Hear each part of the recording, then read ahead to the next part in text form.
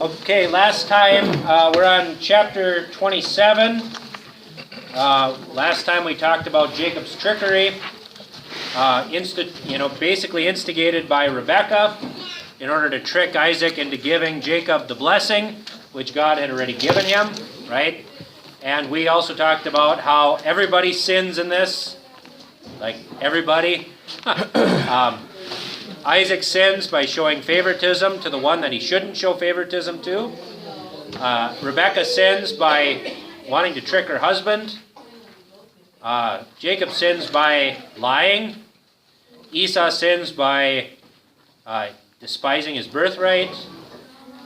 And, but despite their sins, God will see that his promise of a Messiah will come to fruition, and so the blessing is passed down.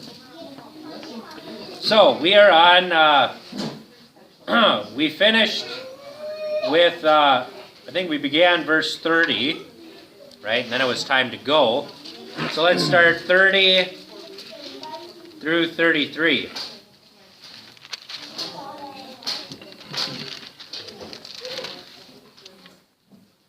Isaac finished blessing him, and Jacob had scarcely left his father's presence. His brother Esau came in hunting. He too prepared some tasty food and brought it to his father. Then he said to him, "My father, sit up and eat some of my game, so that you may give me your blessing." His father Isaac asked him, "Who are you?" "I am your son," he answered, "your firstborn, Esau." Isaac trembled violently and said, "Who was it that hunted game and brought it to me? I ate it just before you came, and I blessed him, and indeed he will be blessed." All right, so what happens?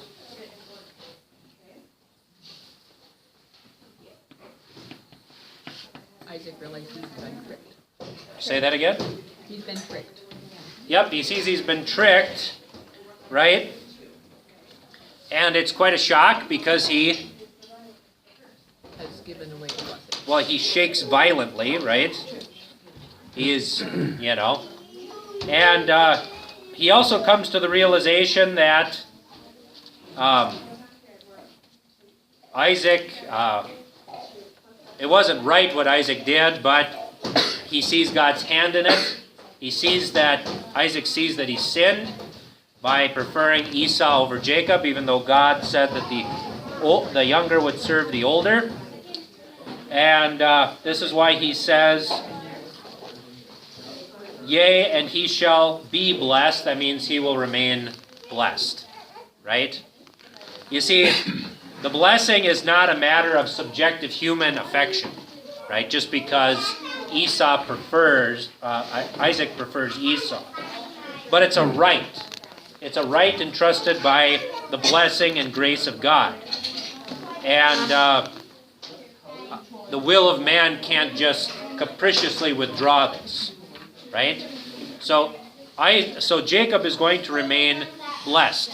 Isaac sees here, even though he can't see physically, and even though he was blinded by human affection, now he sees clearly that this is the will of God, that Jacob is blessed and that Esau is not blessed. So, this is why he says, "Yes, and he shall remain," or "he shall be blessed," or "he shall remain blessed." So, what is Esau's response to this? 34 through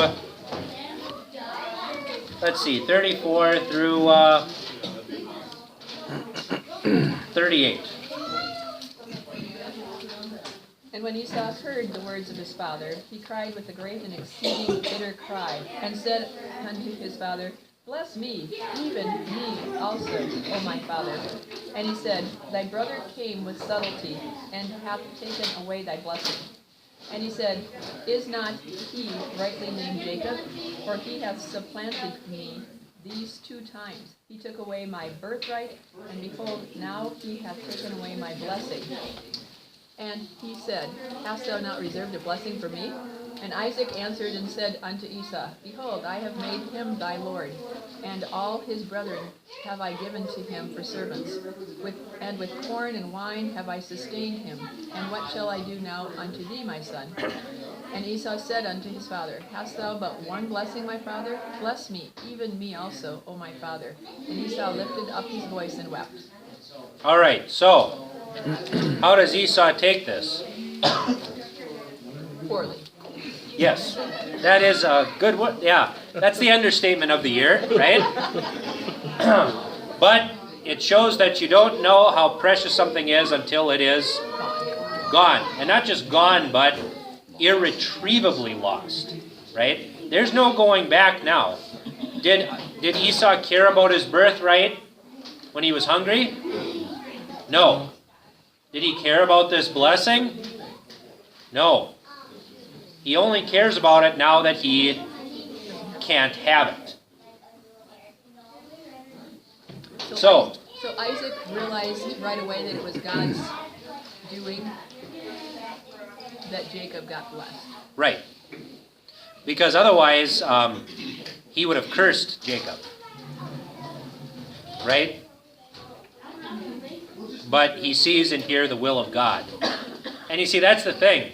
The patriarchs can't just give their blessings and curses willy-nilly, right? Just like I can't bless and curse people willy-nilly, right? I can only do what God's word tells me to do. I can only bless those who, believe.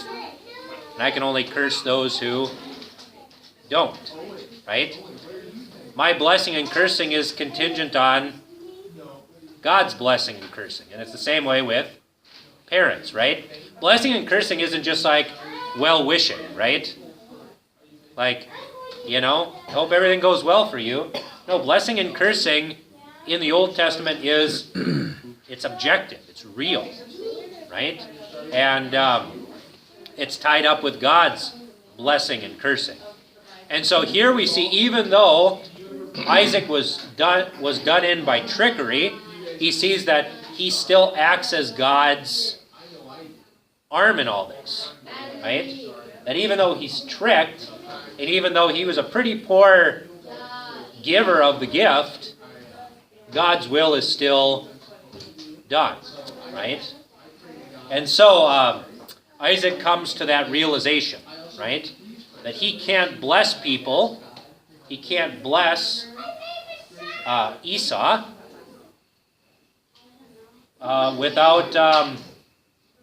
because God didn't bless Esau in that way, right? And so that's the thing. The gifts of God are not ours to give out willy-nilly, right? But only how he commands, right? We see that it's the same with Balaam. Balak tries to pay Balaam to come and curse the children of Israel, right? And you should know this because who is Balaam usually associated with? Talking donkey, right? Right? See, we usually forget about the rest of it, where he goes and he actually blesses the children of Israel. Why? Because God tells him, you're going to bless these people, or else. That's what the whole talking donkey thing was about. Because who is standing as an adversary to him in the road? The angel of the Lord, who is Jesus, right? With a sword in his hand, which means not good, right? If someone's standing with a sword against you, is that a good thing? No, that is not a good thing. So, and the idea here of Esau should also, his actions here should also be an example to us. Hebrews uses this as an example to us. In Hebrews 12:15 and 15, 16, and 17. Looking diligently lest any man fail of the grace of God, lest any root of bitterness springing up trouble you, and thereby many be defiled. Lest there be any fornicator or profane person as Esau, who for one morsel of meat sold his birthright. For ye know how that afterward, when he would have inherited the blessing, he was rejected. For he found no place of repentance, even though he sought it carefully with tears. Right? There is a point where you reject and reject and reject the grace of God, and then it's gone. Right? The same happened to Pharaoh. Right? In Exodus. Pharaoh hardened his heart. Pharaoh hardened his heart. Pharaoh hardened his heart. Pharaoh hardened his heart. And then God hardened his heart. Right? At the end of the day, sometimes God will leave us alone. And that is a terrifying thought. Isn't that what Romans 1 is about? That he gave them up over to their perverse desires. Right? Or with Judas, who is a money thief, right? What happens when he eats the Lord's Supper?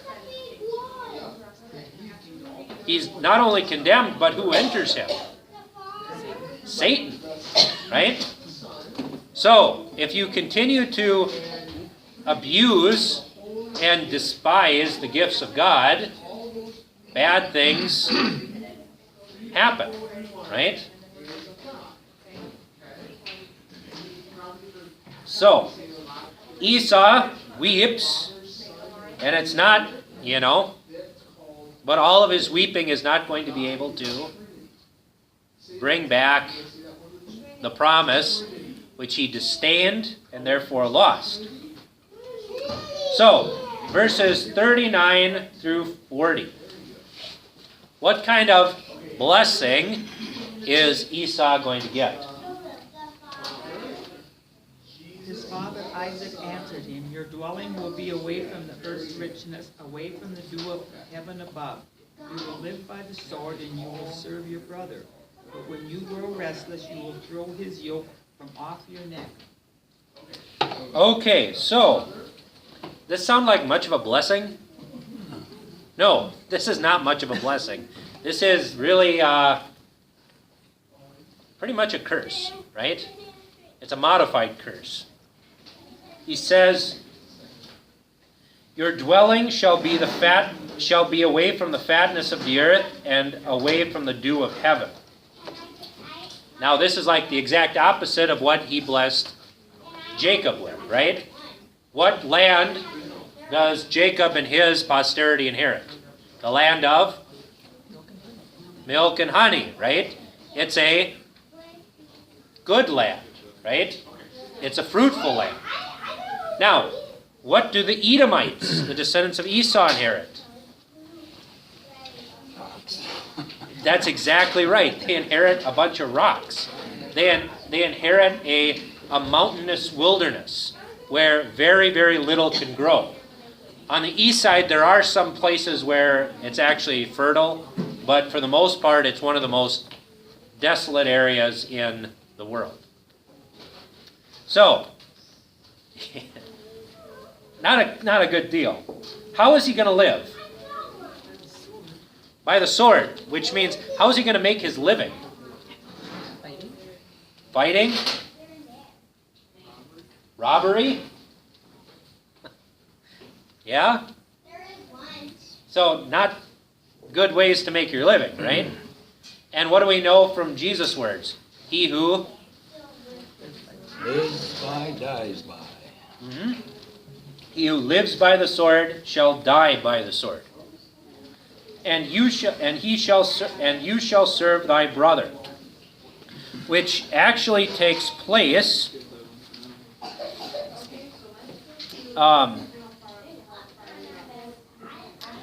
in the future. Let's see here, 4, 8, like 1,000 years from now.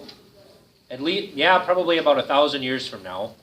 The Edomites were defeated by Saul in 1 Samuel 14:47. They were then subjugated by David in 2 Samuel 8:14. But then they tried to revolt against Solomon. And then they remained subject to Judah until the time of Joram, who was one of David's descendants, and they rebelled. They were subdued again by Amaziah, who was another king, and remained in subjection under Uzziah and Jotham. And then it was during the reign of Ahaz, to whom the promise was given of Emmanuel, right? During the 750s BC, that they shook off the yoke of Judah entirely. Okay? Now, later on, in 129 BC, let's see, what's his name again? John Hyrcanus, who was of the Hasmonean dynasty, subjugated them, compelled them to be circumcised, and incorporated them into the Jewish state. So, we're going to learn about this on Wednesday morning. It's called the intertestamental period, where this is where they get the holiday Hanukkah from, which has to do with the Maccabees and the like. Now, later on, one of these Edomite descendants becomes king of Judea, and his name is Herod, right? So Herod, an Edomite, actually becomes king of Judea, right? First under, I think it's Mark Antony, and then after him, it was Herod Antipater, who beheads John the Baptist, and then, who's after him? Antipas III, I think, who's mentioned in Acts.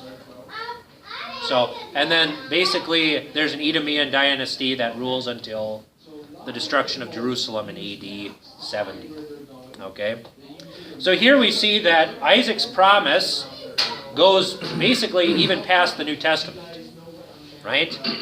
Where the Edomites eventually would shake off the yoke of Judah, of, the descendant of Jacob, and they would then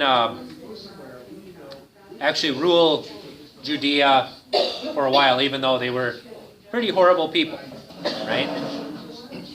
So, here we see that these things, these future events, are 14,000,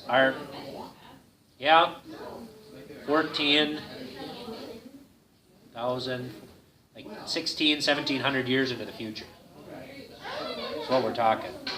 So, that's how far this modified curse or blessing of Esau goes. Okay? So, which also goes to Hebrews 11, that it's by faith that Isaac prophesies concerning Jacob and Esau of future things. Right?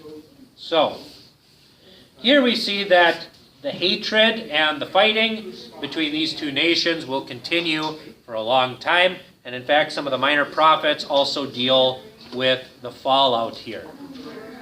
Okay, like Obadiah 18 through 20 and the like. So, this hatred and rivalry between these two will continue on for 1800 years. All right, let's go 41.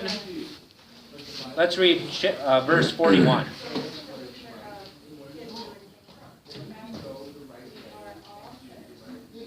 And Esau hated Jacob because of the blessing, wherewith his father blessed him. And Esau said in his heart, the days of the mourning of my father are at hand. Then I will slay my brother Jacob. Okay, so what happens? Starts plotting. Yes, he starts plotting, right? That he is going to murder his brother. This sound familiar? Two brothers, Cain and Abel, right? Where the younger is preferred over the older, then the older tries to kill him, right? So, but what kind of at least human, halfway decent human emotion does Esau have here? Says he's going to wait till his dad passes away so he doesn't know anything of it. Right. So it shows that he still cares enough about his dad, right, to delay the murder until after his dad is dead, right? That's sort of the same way it is now with inheritance. Usually pit siblings against siblings, the parents die, and then somebody feels like they were shorted and blah, blah, blah, blah. They may not murder them, but they'll go to pretty extreme lengths. Yeah. See, this is where, and this gets us onto something that you all should please have a will. Please have a will and specify where everything is going very specifically, because otherwise you just, there's an occasion for strife in the family, right? And that doesn't need to happen. One of the funeral directors was actually telling me that it came to fist fights at one funeral, and he actually took the funeral coach home. They didn't even bury her. Okay? So, I mean, that's the thing. And so, this kind of nonsense happens, right? People care more about money and possessions and property than they care about maintaining peace in the family, right? I mean, what did Abram do when he and Lot were starting to have problems? Offered him the better land. Well, he gave him first choice, right? First choice. Even though he was the oldest, the uncle, right? He should have had first choice, and yet what does he do? He graciously takes a step back, and in order to preserve peace, gives up his right. Same thing he does with after he rescues Lot, right? By right of war, he could have kept all the people as slaves, and he could have kept all their property. What does he do? He gives it back, right? So Abram, who was rich, teaches us how we should really deal with money, right? Because money is a good tool, but anything good can become a terrible, terrible temptation, right? So please have your will, because otherwise I won't bury you if your offspring start fighting. I'll just tell the funeral home to take them back, and we'll do it another day. Because that's the thing. That it's wicked, is what it is. So yeah, all right. So Esau is mortally angry at Jacob. But somebody's listening. Okay? 42 through 45. When Rebekah was told, what her older son Esau had said, she sent for her younger son Jacob and said to him, "Your brother Esau is consoling himself with the thought of killing you. Now then, my son, do what I say. Flee at once to my brother Laban in Haran. Stay with him for a while until your brother's fury subsides. When your brother is no longer angry with you and he forgets what you did to him, I'll send word for you to come back home from there. Why should I lose both of you in one day?" All right, so here once again, Rebekah takes the initiative, right, to save her son. And yet here we see too that both she and he are paying for their sins, right? Because they resorted to trickery. Now Isaac is not going to spend, as the Hebrew says, a few days with Haran, but anybody know how long? My note says 20 years. Yeah, 20 years. 20 years. Not just a few days, but 20 years he is going to spend in a foreign land, away from his mother, and she is going to spend it away from her pet, right? Her favored son, right? And that's the thing. We don't know when Rebekah dies. She might not have been alive when he gets back, right? This might be the last time that she sees him. right? So is Esau around there? Yeah, he goes off and kind of does his own thing, and becomes pretty wealthy and has a lot of armed men, which we'll talk about later. But She sees him though. yeah, with his wives who are Hittites, and so, and obviously, I'm sure relations there were strained because it was her doing. So, she wants him to go to Haran, to her brother Laban, and because she doesn't want the one to die and then the other one to be cursed, because that's exactly what would happen, just like with Cain and Abel. So, how does she approach this with Isaac? Verse 46. Somebody want to read verse 46? And Rebekah said to Isaac, I am weary of my life because of the daughters of Heth. If Jacob takes a wife of the daughters of Heth, such as these which are of the daughters of the land, what good shall my life do for me? Okay, so how does she approach this with Isaac? She said she wants to send Jacob away so that he can marry Hittite. Right, marry Hittite women, right? What's the real reason he's going away? Keep him alive. To keep him alive from the wrath of his brother, right? So, and this is the thing. Is she lying? Not necessarily, because she didn't like those Hittite women. Right. That part was true, right? And part of the thing is Jacob is 77 and he's not married yet, right? Now, that could be because Isaac was so invested in Esau, right? Probably urging him to get married. And that's, he marries 2 Hittite women, right? But because he preferred, Esau to Jacob, he really didn't care much about what went on with Jacob, right? It could also be that Jacob knew his mother didn't like those Hittite women, and since he was so close to his mother, he didn't want to marry one of them like his brother had done and make her mad. Right, because he's still a believer, right? He still has the promise, and now he has the promise, and so, right, it's imperative for him to get married, so that way he can continue the messianic line, right?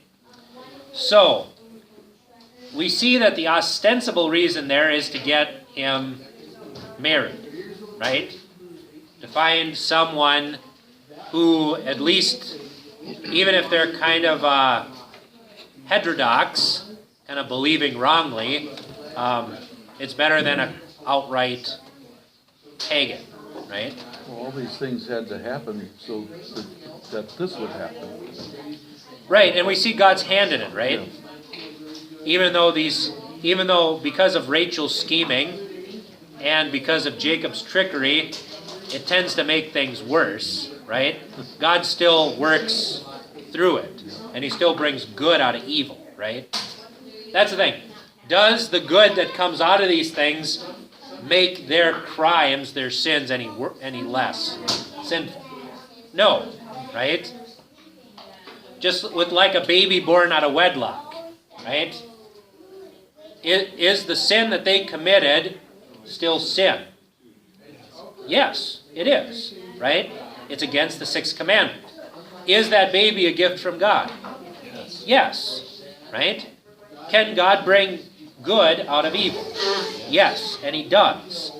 But that doesn't diminish the sinfulness, and it also doesn't diminish the goodness of God's gift. Okay? Those are 2 things we have to keep in mind. So, we see here that Rebekah is going to have Isaac send Jacob away. He's going to go to Haran, and not just spend a few days, but 20 years. And this is going to be the the school of hard knocks. Okay?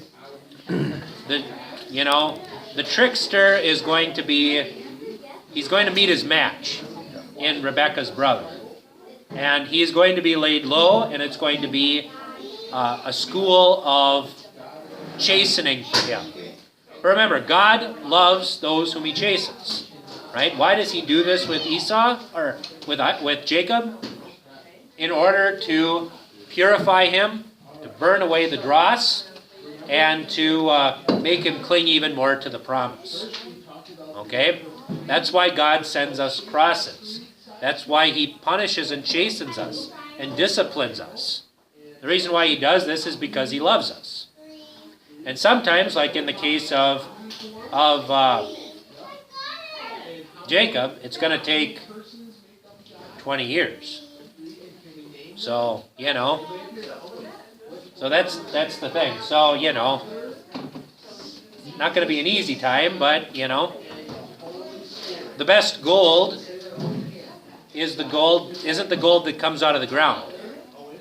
It's the gold that's been passed through the fire and all of the impurities are burned out of it. Right?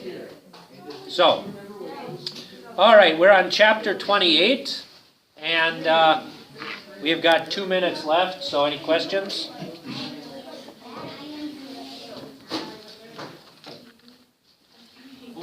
So when Rebekah omitted to tell Isaac the whole story, Uh-huh. I mean, there's sins of commission and omission, and was that a sin? I mean, it's a good question, right? I mean, I don't think so, and here's the reason why. It has to do with the 8th commandment, right? Usually when we think of the 8th commandment, we think about telling stuff that we either don't know if it's true or stuff that we know is untrue, right? Now, but the 8th commandment also deals with truth, right? If something is true, should you always say it? No, right? And so, what is Rebekah trying to do here? She's trying to put the best light on a situation, and she's trying to spare Isaac the pain of watching his firstborn son, his favorite, of revealing how much of a monster he really is. Right? I mean, just because we know things about certain people doesn't mean we should tell them, right? Because, people make mistakes, people do things that might not be good, right? But the thing is that what we do is we defend them and speak well of them, right? And so, even though something might be true, even if you know that, oh yeah, so-and-so when he was 18 went on a rager and totaled the car and puked all over the place, right? Right?